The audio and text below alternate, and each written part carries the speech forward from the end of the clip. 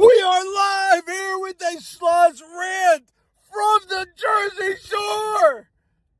How about those New York Knicks?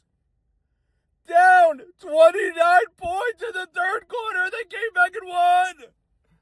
They came back and won. Wow. Wow. OG Anunoby, the tip-in. Put that on a t-shirt and sell it on the boardwalk down here on the Jersey Shore. Sell it in my part of the Jersey Shore. Sell it all the way down in Cape May. Sell it on the boardwalk in Long Beach on Long Island.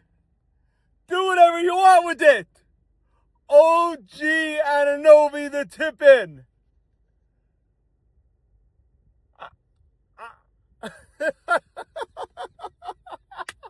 I'm in shock. My voice is almost done from screaming, and I didn't do it in the house. Can't wake everyone else in the family up. I took off running out of my garage like I was a bank robber who stole something. I put my flip-flops on, I opened that garage, and I went sprinting up the block to Wawa to let out a big scream. And that's where I lost my voice. Oh my goodness gracious. The Knicks with a grand larceny. Grand larceny. They stole that game. Listen, we're not doing referee talk, because a couple hours ago, it seemed like all we would be doing is talking about the refs and this and that, and it got in the Knicks' head, and Mike Brown let the players think more about the officiating than put the ball in the hoop.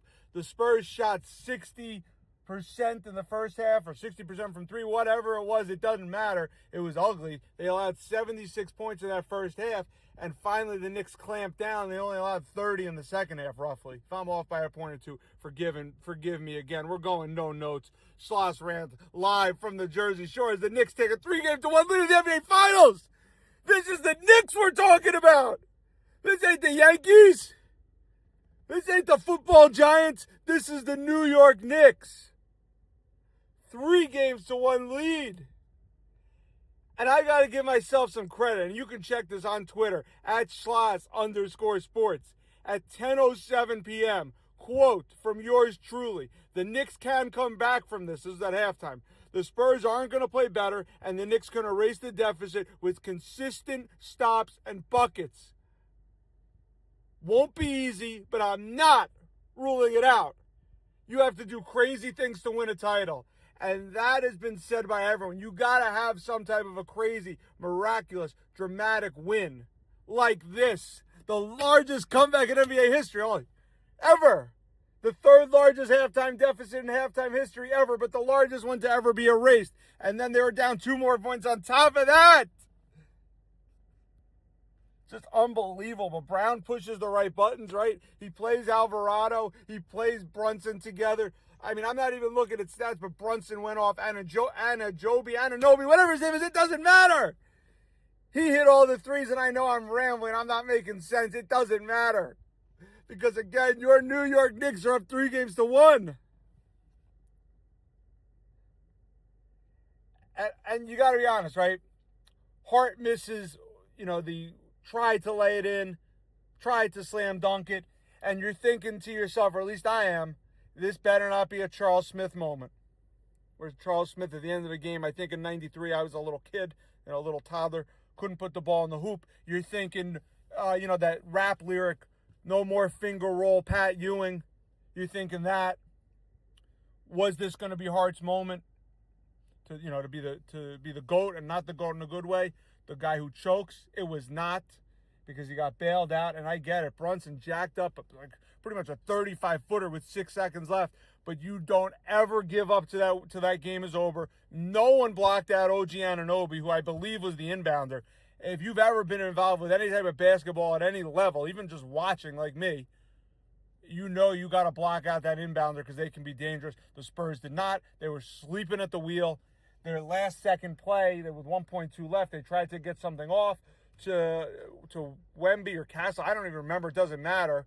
And they couldn't even get the shot off. No foul. Game over. Knicks win. And again, I know they have the huge foul discrepancy siding with the Knicks this game. But again, I don't think the refereeing was a story. I think that this was just an insane comeback.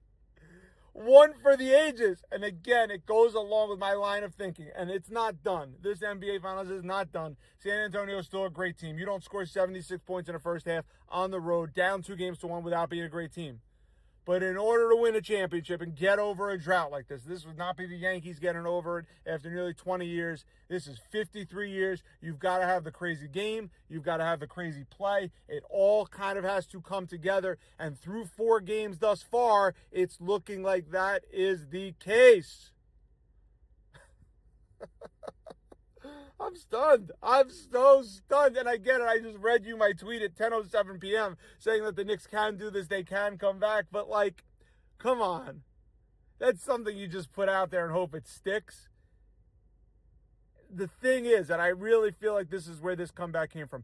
They did it against Cleveland down 22 with 7 minutes left. And I know it's the conference finals, and Cleveland is not as good as San Antonio. And they folded like an absolute cheap suit at every second after they proved they didn't belong in the class of San Antonio and the Knicks, or not even the Oklahoma City Thunder, who's not even in the finals. But they showed you, they had that confidence. It was in their bones, in their blood, in their DNA that they could do this.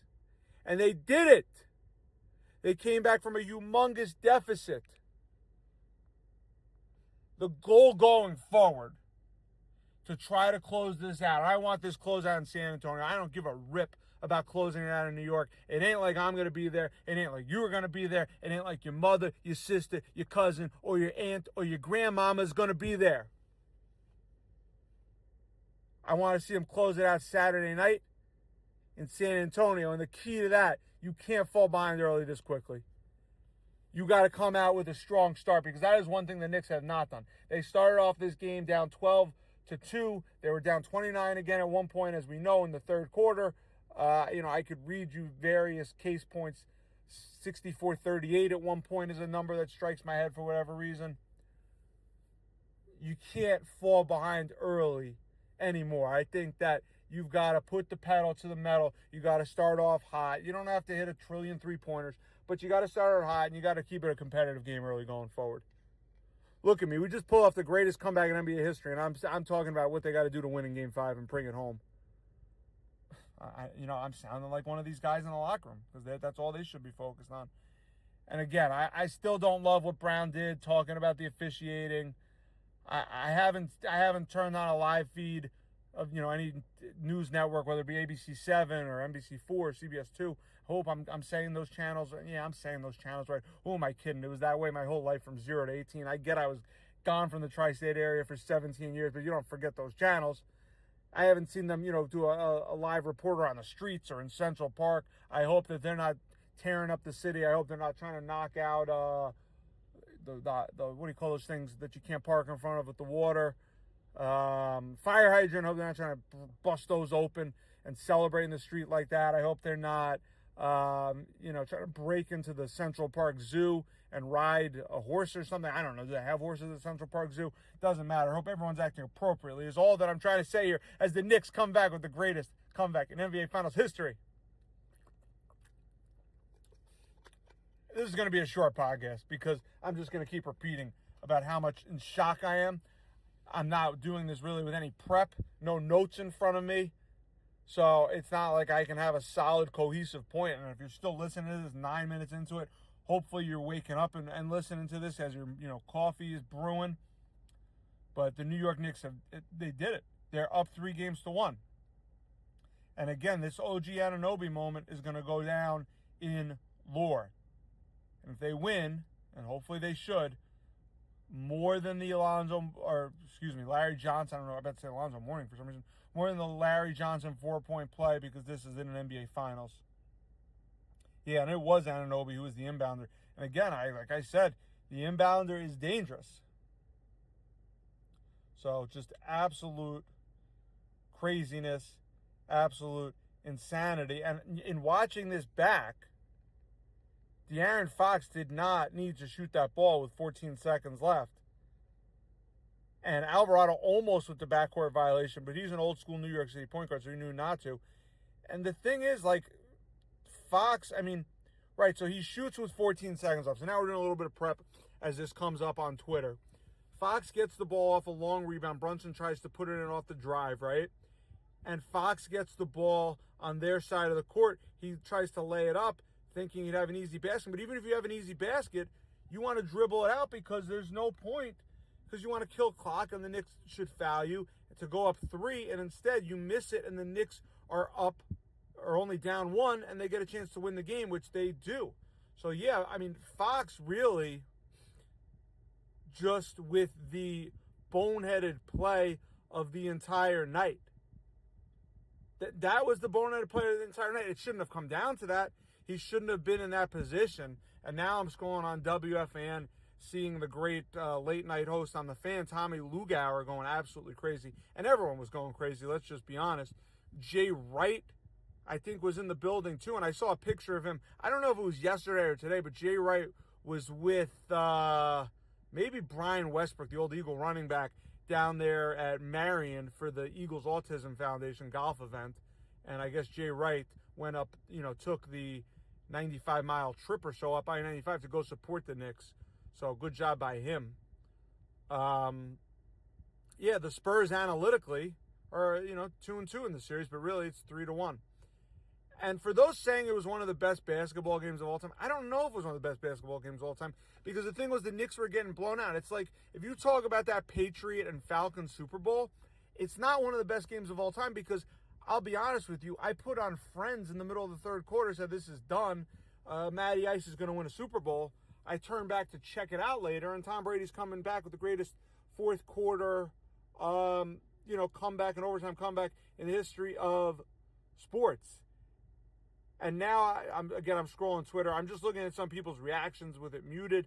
Mike Babchek, my buddy over there at SiriusXM, who texted me this morning, him watching with his kid and other people's kids, it looks like, going absolutely crazy. Babchek's got to be on the air in less than 6 hours right now. His kid's got to be at school, obviously. I mean, this is the unifying force that can get every single New Yorker on the right page, but you still have to close it out.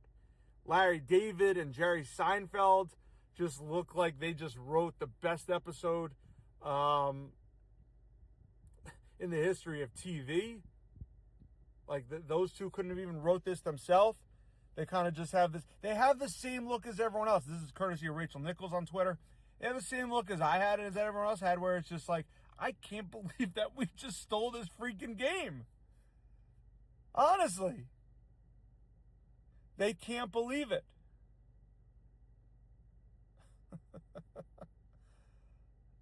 And if you're looking to get involved in picking an MVP, I mean, it looked early on, the first 2 games, it was going to be Cat, I should say. I'm not sure. It's not OG Anunoby. After the tip-in tonight, a good game in Game 3, which was a loss, but he was the only guy who could put the ball in the bucket efficiently. So, I mean, just unbelievable. I just can't believe that I just saw this. I just can't believe it. And if you zoom in on Anunoby tipping it in, I mean, he went up all the way to get it with his fingertips. It wasn't a slam dunk by any stretch. It was a tipping off the top. And I mean, that was just, I just can't believe that this happened. It really was not a good shot by Brunson. Like, he did not need to shoot from that far away. They didn't need a 3 down 1. And as this is going on, I should say, I'm watching the game on the YouTube TV, and it keeps kicking me off saying there's too many people watching, which there is not. So I missed the part where what I was just telling you about with De'Aaron Fox. In full transparency, I missed that. I just got back in time for the Knicks to have the ball. So, I mean, this is just unbelievable. Nicky Totoro's jumping around. I mean, no matter what guy I tell you, if they're a Knicks fan, they're going crazy. I only know of one San Antonio Spurs fan, and that's Michelle Beadle. I'd be interested to see if she's posted anything. We're going to check right now real quick. Michelle Beadle, you remember her from ESPN, and she was on the Mad Dog channel, I think, recently, a couple of years ago. Yeah, I think Stephen A. Smith replaced her. Michelle Beadle has not posted anything in 11 hours, so no. Nothing that Michelle Beadle's posted. Again, I don't know of any other San Antonio Spurs fan. And I guess we'll mention it. Taylor Swift going crazy with Benson, Mariska Haggerty, and I don't know who these other young ladies she's with. Some band, I don't know. They're going crazy too. Who wouldn't be going crazy?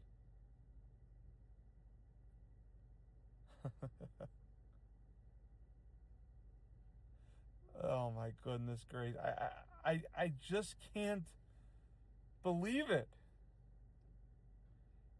And again, it takes, now that I'm seeing this again and thinking about it, it takes just a boneheaded play by De'Aaron Fox to set this up for the Knicks. Because again, even if he's, instead of running towards the basket and trying to put it in, even if he dribbles it out and kills time and hits one of the two free throws, the Knicks don't get a chance to set up. And I get it wasn't a great play that led to the go-ahead. But he wastes time and at least gets it up to three where they need to hit the three. And of course, Brunson didn't hit the three. I mean, this is unbelievable. This is unbelievable, and I know I haven't said a whole lot here. I'm not coming at you with some type of great take here. I'm just repeating the same thing, and I'm rambling. But this is unbelievable. And they're going to go for the kill Saturday night in San Antonio. And again, don't be cocky. Don't say we want to have this in New York and not in San Antonio. Like, take what you can get. And what we can get and what we want to get is an NBA championship. Some people, and I should have done this, some people film themselves live, right? I did not film myself live. I was too worried about busting my face open from, again, running out that garage door in flip-flops and sprinting around the block to Wawa to scream and go crazy. So, again, don't be overconfident. Don't be silly. This is not over. Don't tell me you want to win it in New York.